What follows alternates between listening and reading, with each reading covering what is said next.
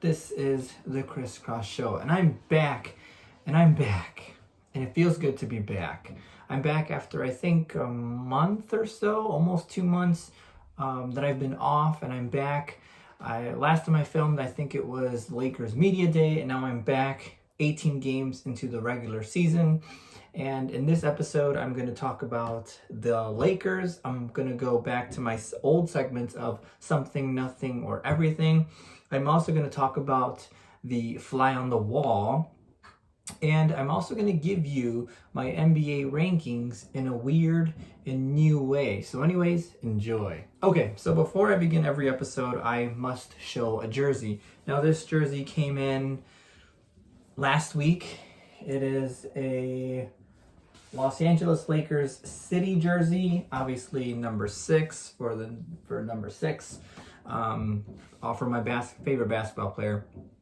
Now this jersey is homage to the NBA's 75th anniversary, as you can see there on the jock tag. Now, every NBA city jersey this year is like a mixtape, so it's kind of like a background to their, paying homage to their background.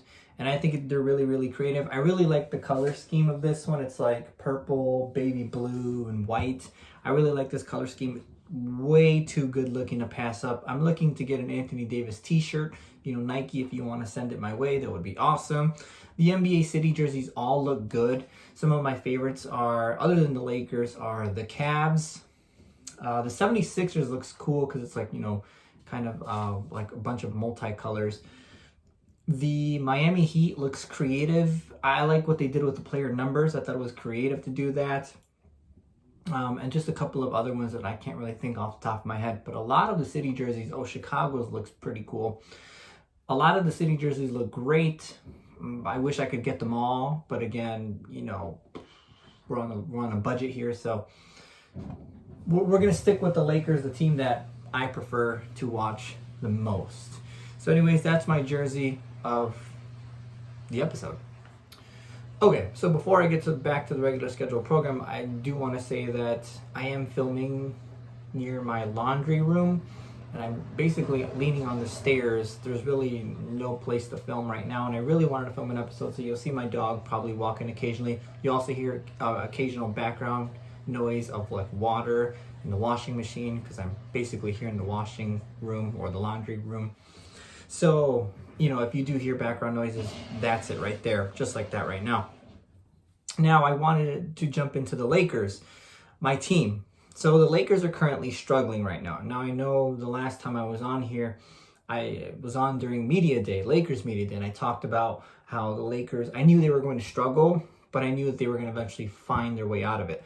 Now, again, I said that without really thinking that they were actually going to struggle. I was kind of tricking my mind into thinking like, I should lower my expectations. And my expectations are exactly where they were, or exactly where I said they would be, which is they're struggling. And it sucks that they're struggling because they're struggling bad. Like, they're not playing defense. They're blowing big leads. I think against Oklahoma, they had a 26-point lead. Yesterday against Detroit, they had a 14-point lead early. They're just blowing leads all over the place. They blew a 10-point lead to Milwaukee and a bunch of other leads. And it sucks because they're just not playing great defense. And that's coming from a team that basically was number 1 rated defense last year. So again, they can't really guard anyone. Again, they're essentially bringing back only 3 players from their roster last year. They lost Alex Caruso and Dennis Schroeder and Montrezl Harrell, who were monsters on defense for the Lakers last year, as well as Marc Gasol, who has smart or high defensive IQ. So they're not looking so good right now. Again, the players they're bringing in, it's a whole new system. They're all still trying to learn it. And it's a struggle for all of them. I eventually think they will get it together once they start to play more together. Again, LeBron's been out of the lineup. Austin Reeves, Trevor Ariza, Kendrick Nunn, Malik Monk missed a couple games in the beginning of the season. Again, they're just battling injuries right now, and it's kind of what you want them to do early in the season, battle through injuries, so that way throughout the season they can kind of get into their form and whatnot. So that's really what I'm hoping for, is going to happen, or at least what I hope to happen for the Lakers. Now, again, since they're struggling on defense, they're letting a lot of their opposing team's best players eat and eat really well. So DeMar DeRozan had 38 points. Giannis Antetokounmpo had 47. And yesterday, Jeremy Grant had, I think it was 34 points. So again, the opposing team's best players are loving playing the Lakers. I can only hope for the best against Julius Randle and Domantas Sabonis these next 2 games, because I think those guys are going to eat against the Lakers. So if I were a betting man, or if you were a betting person, I would bet on the over for the points per game for the opposing team's best player. Now again, the Lakers, since they are struggling on defense, Frank Vogel's playing with the defense a little bit. He's also going to use the 3-2 zone and the shell zone and the 2-3-3-2, a bunch of all those other zones. They've been using those zones because, again, they just really can't guard anyone. I tweeted this, I said that the Lakers can't guard a parked car. And that's just me being honest. So again, the struggles are real for the Lakers. It's not looking good in La La Land, and that's just how I feel right now about the Lakers right now. So anyways, I'm going to jump into another segment involving the Lakers, involving an altercation that happened last night, but I just wanted to talk about and give you an update on how I feel about my Lakers right now. Now, another segment involving the Lakers. Now, this one is the Lebron elbow to Isaiah Stewart, and I will actually show it to you right here. They're boxing out for the rebound.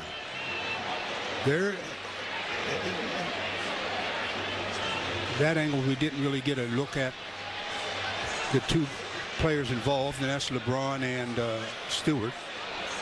And possibly something obviously triggered him after the scrum. A lot of shoving, but then it just...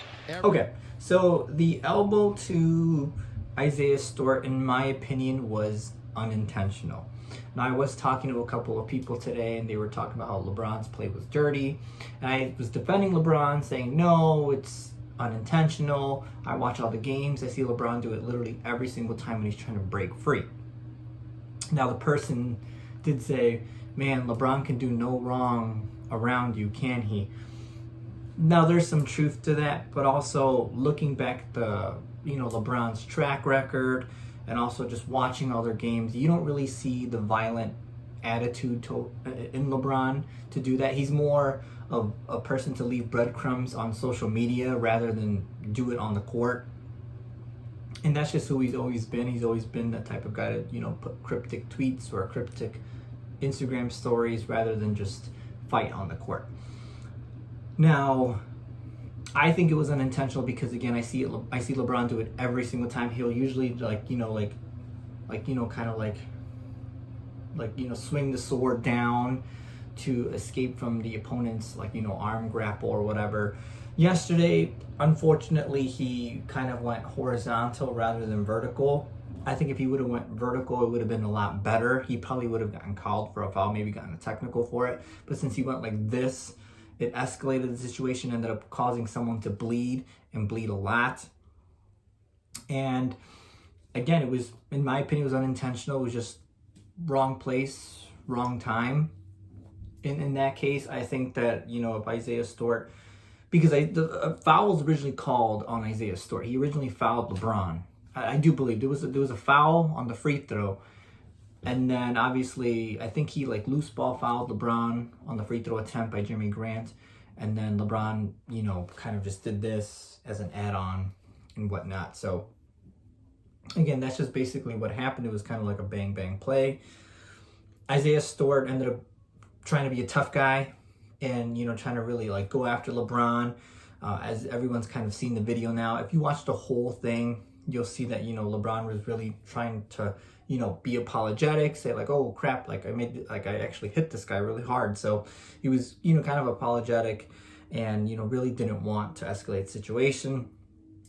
I do understand the suspensions. I do understand the flagrant fouls. Obviously, Isaiah Stewart getting 2 games I think is good enough. I would have wished him to get 3 or 4 just because he really escalated the situation. It was mostly him going after it. Everyone else was just kind of like, whoa, like calm down, calm down. Everyone else was just kind of like everyone else was trying to calm each other down. Meanwhile, Isaiah Stewart was the only one like, really going at it. So I think if he would have gotten at least 4 to 5 game suspension, I think I would have been fine. LeBron getting 1 is kind of like we have to do it to you too, LeBron. So I didn't really like it, but I kind of see it. He's going to miss the game against New York. And again, we all know LeBron loves to go to Madison Square Garden. So maybe that's his punishment. Like, hey, LeBron, you can't play Madison Square Garden. So we'll do that to you. I do hope LeBron plays against Indianapolis just because I am going to that game. So it would mean a lot to me if he can play against Indianapolis. But anyways, I understand all the, game suspensions, the flagrants, and all that stuff. But again, I didn't like it.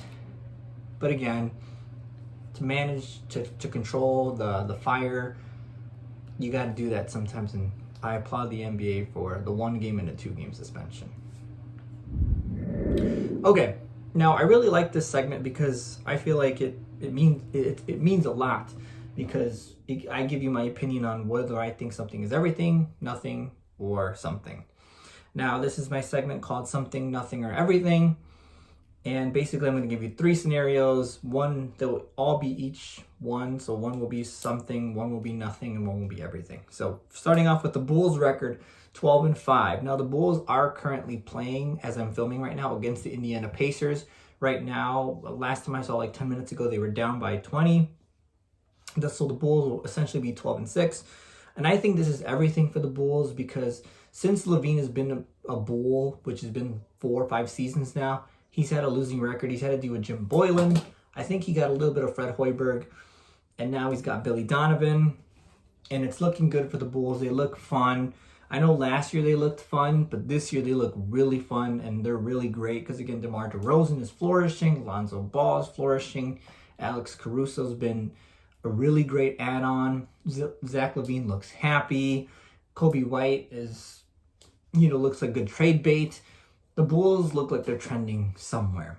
And I think that's everything, especially for Chicago fans. I'm coming around to the Bulls. I never really grew up being a Bulls fan, but I'm starting to come around to the Bulls, and I really like what the Bulls are kind of brewing. So I think this is everything for the Bulls. Now, the Phoenix Suns win streak, which is currently standing at 12. I think this is something. So I think this is something because the Phoenix Suns came off a finals run, and they started the season 1-3. Kind of a little bit of a hangover from last year. It was kind of predictable in that. I didn't think they'd go on a 12-game win streak, but I think this is something for Phoenix because, again, we expect Phoenix to be good, right? They went to the finals last year. We expect them to kind of be back in the finals. So Phoenix going 12 wins in a row right now is something. I think they're brewing something currently. I think that the Warriors are still a better team, and maybe the Clippers, are kind of there with them, and also the Lakers, if, they ever figure that out. So I think this is something for Phoenix. I can't say it's everything because, again, it's early on in the season. Early on win streaks kind of, you kind of get teams on like back-to-backs. You get, those teams that are still struggling, still trying to figure each other out. And Phoenix is essentially bringing everyone back, minus bringing in JaVale McGee from Denver last year. But Phoenix is looking really good. I think this is something. It's brewing. Again, once they start hitting 15 and above, that's when I'll say it's everything for the Phoenix Suns. All right. Luke Walton being fired from the Sacramento Kings. I think this is nothing. No, I think this is nothing because, again, Sacramento hasn't been to the playoffs since 2005 or something like that, 2007. And so again, Sacramento is a losing team. Firing Coach Walton really means nothing to me because it was kind of predictable. I think they should have fired him last year, but they kept him this year, and they started 6-11. They just kind of fired him. A lot of the players don't really respect him. I think Marvin Bagley kind of hates him. Tristan Thompson came out after an interview or after a game and said, I don't need no motivation. I don't need no coach's motivation. So you kind of saw the printing on the wall, or the painting on the wall, that Luke Walton was going to be out. So I think this is nothing. They're just firing another coach. They're going to bring in another guy who's going to essentially do nothing. So again, this is essentially nothing for the Sacramento Kings in general. So there is my something, nothing, or everything. Hopefully you enjoyed that segment. Okay, so this next segment is called Fly on the Wall. Now, the fly on the wall is me, and this is basically where I give you a little bit of what a player said or someone said, and I'll give you my opinion on that. So here is the quote by Marcus Smart. Every team knows we're trying to go to Jason and Jalen, and every team is programmed and studied to stop Jason and Jalen. And I think everybody's scouting report is make those guys try to pass the ball. They don't want to pass the ball, and that's something that they're going to learn. They're still learning, you know, and we're proud of the progress they're making, but they're going to have to make another step and find ways to not only create for themselves. Okay, so Marcus Smart basically said Jason Tatum and Jaylen Brown are great players, but they need to pass the ball. Now, I understand the context of it is that, you know, Jason Tatum and Jaylen Brown are going to get a lot of the defense's, you know, attention. And he's just basically saying, like, just pass the ball, swing the ball, move the ball. Let's not be so star reliant. Even though these guys are great, let's just go back to what we were when Isaiah Thomas was there. It was like, yeah, Isaiah Thomas was scoring 27 points per game, but we were all sharing the ball, we were all moving it, and that's what made us great. That's what made us the, you know, number one seed a couple years ago. I think that's what he's alluding to when he basically said that quote, because I think that Marcus Smart's a really great player, he's a really great defender.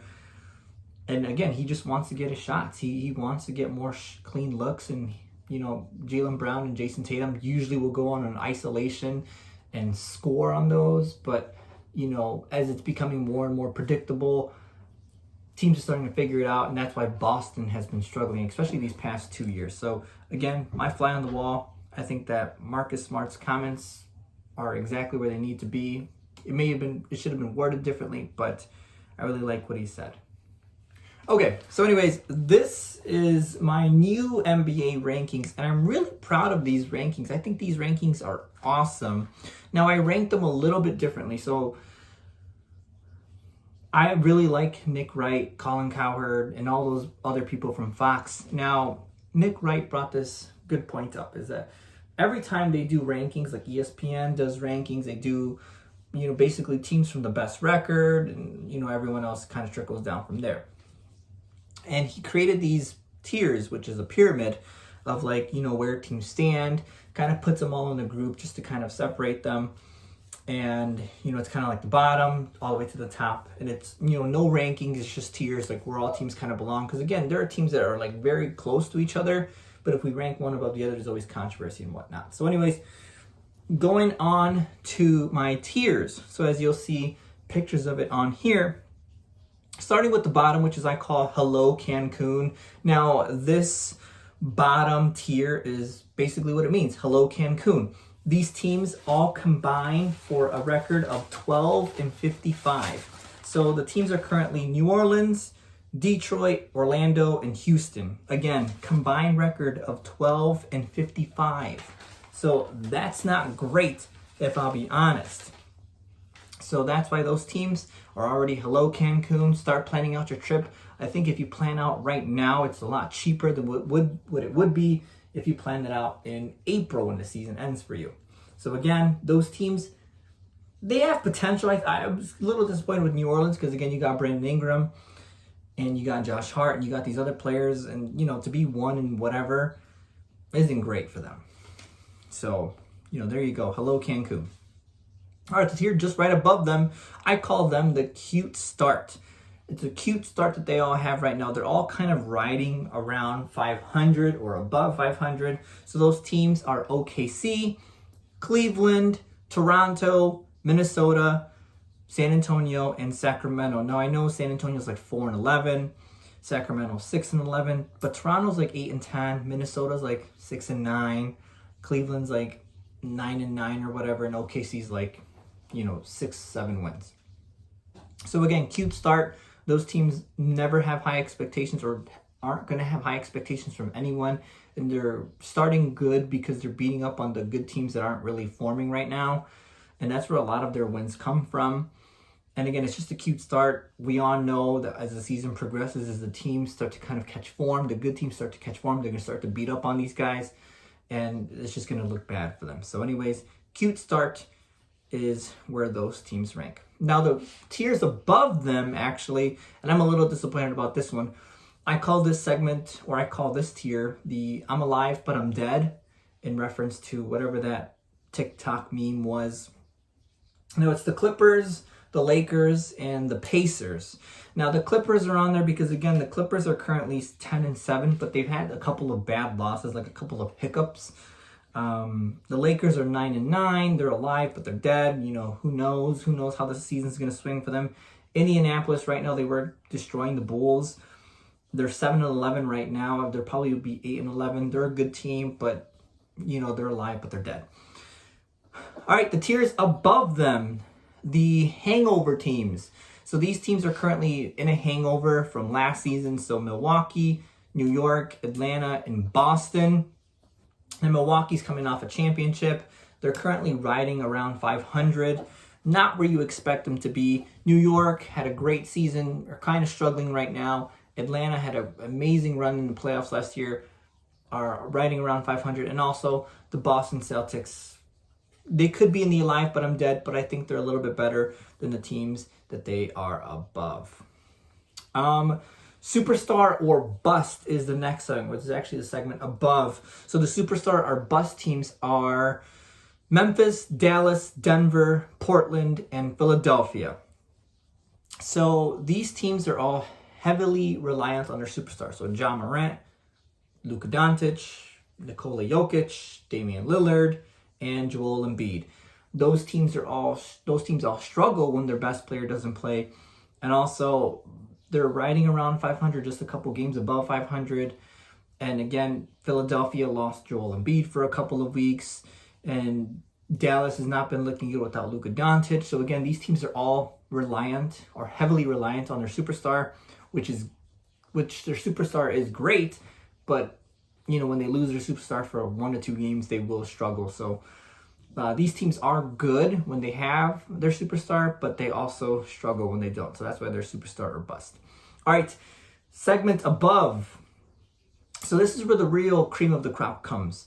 So these are, I'm getting around my, I think, top 10 teams right here.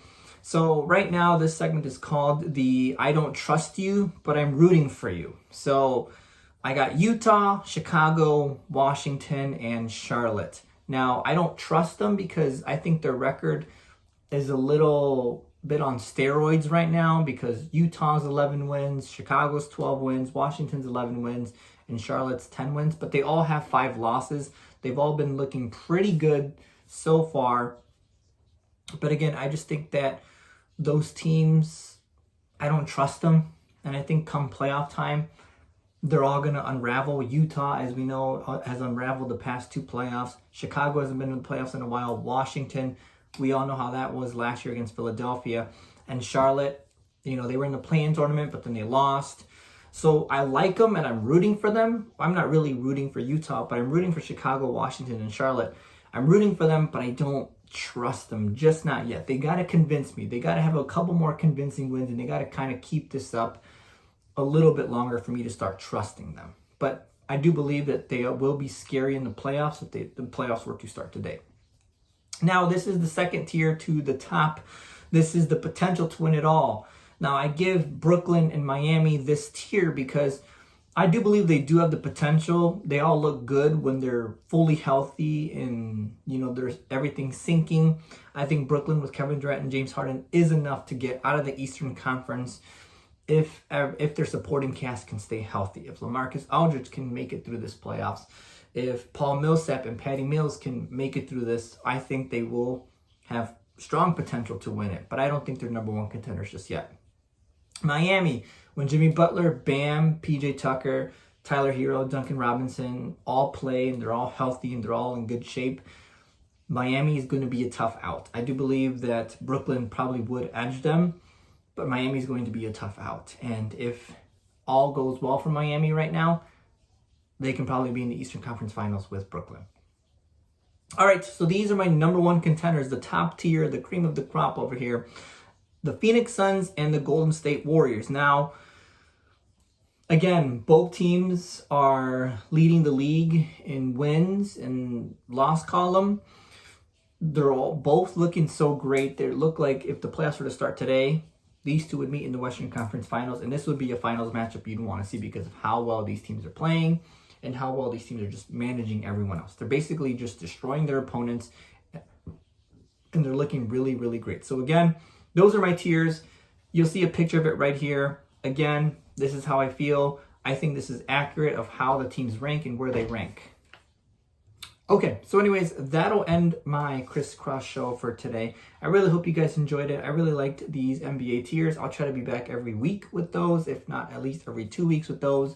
I am going to hopefully bring in more Fly on the Walls, Something, Nothing, or Everything, and just all those other segments. I really hope to be back weekly. Again, due to my schedule, I may or may not be back every week. At least every 2 weeks is what I'll try. But again, as of right now, the schedule that I have right now doesn't really allow me to do it. The only reason I'm doing it is because I'm on Thanksgiving break. So I really hope to be back soon. I really enjoyed being back, and I hope to be more consistent with it. So anyways, I really hope you enjoyed the episode, and I'll see you in the next one.